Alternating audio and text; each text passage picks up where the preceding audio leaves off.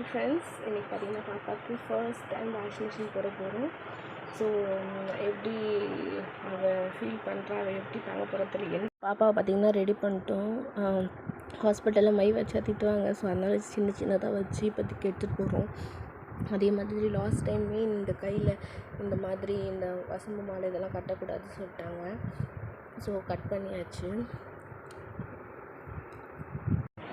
நானும் அம்மாவும் பார்த்திங்கன்னா வீட்டிலேருந்து கிளம்பியாச்சு. அப்படியே போனோன்னா மெயின் ரோடு இருக்குது, இந்த ஸ்ட்ரீட் எட்ஜில் மெயின் ரோடு. ஸோ அங்கே போய் நின்னதுக்கப்புறம் ஆட்டோவில் ஏறிட்டோம். அங்கேருந்து ஆட்டோவில் போயாச்சு.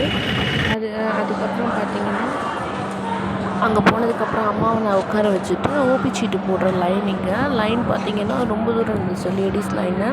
ஸோ அவ்வளோ தூரம் நின்று குழந்தையும் கூட இருந்தால் கஷ்டமாக இருக்குமே அப்படி சொல்லிவிட்டு நான் மட்டும் போய் லைனில் நின்று ஓபி சீட்டு வாங்கிட்டேன். அங்கே அந்த சைடில் சிமெண்ட் ஷீட் போட்ட மாதிரி இருக்குது பார்த்திங்கன்னா, அந்த இடத்துக்கு அம்மா போயிட்டாங்க. அங்கே தான் வந்து பேபியோட அங்கேயும் செம்ம ரஷ்ஷாக இருந்துச்சு. ஃபுல்லாகவே செம்ம ரஷ்ஷு, உட்காரத்துக்கு கூட இடம் கிடையாது.